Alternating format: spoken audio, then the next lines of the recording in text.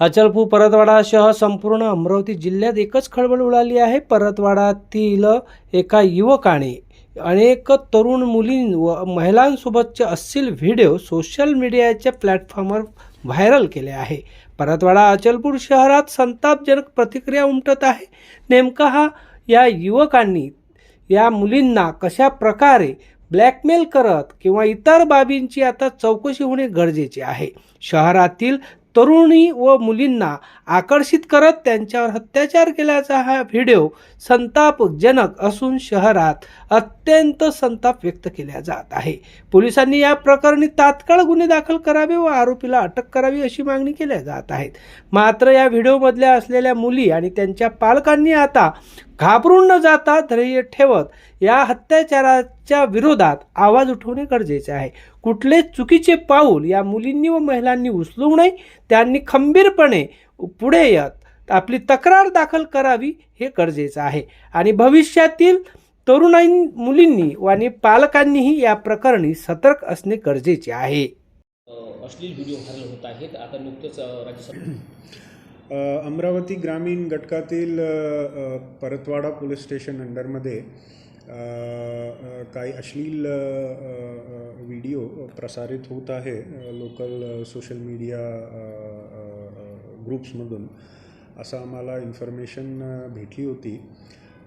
तर नंबर 1 आम्ही त्यांची दखल घेऊन इमिडिएटली महाराष्ट्र सायबरला संपर्क केली आणि जे काही व्हिडिओ आणि फोटोज ते प्रसारित होत आहे ते इमिडिएटली डिलीट करून ते टेकडाऊन करायची जे रिक्वेस्ट आहे आम्ही टाकलेली आहे नंबर 1।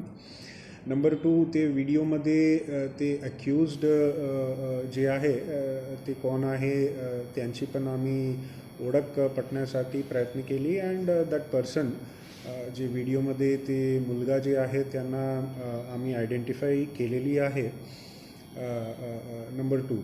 आणि तिसरी गोष्टी, आत्तापर्यंत पोलीस स्टेशनला कोणी तक्रारदार म्हणून तक्रार द्यायच्यासाठी कोणी आलेला नाही आणि उलट आम्ही लोकल पोलीस स्टेशनकडून जे विक्टिम्स आहे त्यांच्या फॅमिलीला संपर्क केली की जर तुम्हाला काही तक्रार द्यायची आहे तर तुम्ही पोलीस स्टेशन येऊ शकतो किंवा जर तुम्हाला असं वाटत आहे तर आम्ही आमच्या लेवलला एक महिला अधिकारी, एक महिला टीमसोबत साधा गणवेशाने तुमच्या म्हणजे विक्टिमच्या घरी आम्ही विक्टिमचं स्टेटमेंट घेण्यासाठी पाठवू शकतो। घरी नाही तर तिसरी एखादा न्यूट्रल जे लोकेशन म्हणतो तिथे पण आम्ही पाठवण्यासाठी आम्ही रेडी आहे। ते काय द इम्पॉर्टंट म्हणजे द रिझन बिईंग ते जे व्हायरल होत आहे ते मोठी गोष्ट आहे।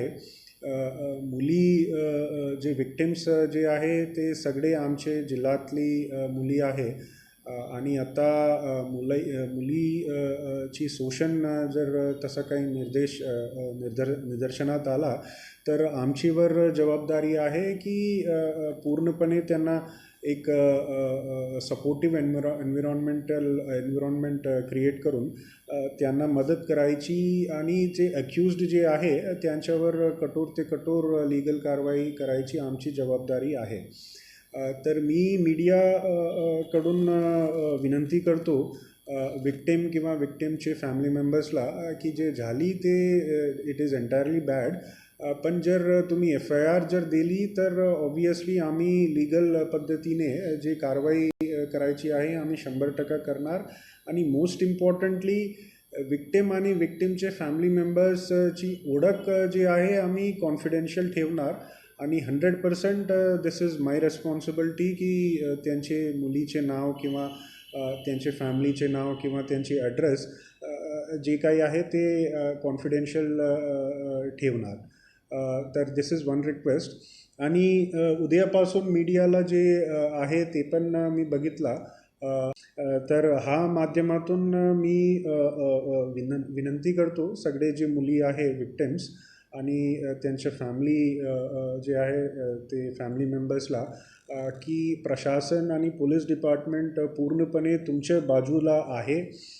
इर्रेस्पेक्टिव्ह ऑफ की ती मुलीची वय किती आहे, ते कोणसे ग्रुपचे आहे, एक्सेट्रा एक्सेट्रा, दॅट इज इममेटिरियल. फक्त एकच गोष्टी आहे की मुली आहे त्यांच्यावर शोषण झाला आणि 100% जे अक्युज्ड आहे त्यांच्यावर कारवाई करायची आहे. दिस इज द प्रायमरी गोल. तर अगेन माझी विनंती राहणार विक्टिम आणि त्यांच्या फॅमिलीजला की तुम्ही काइंडली पोलीसला गोपनीय तरीक्यानं तुम्ही संपर्क करून तुमची जे काही तक्रार आहे, तुमच्या सोयीनुसार आम्ही तुमची तक्रार घेऊन ते आम्ही कारवाई करणार आहे, असा आमची विनंती आहे.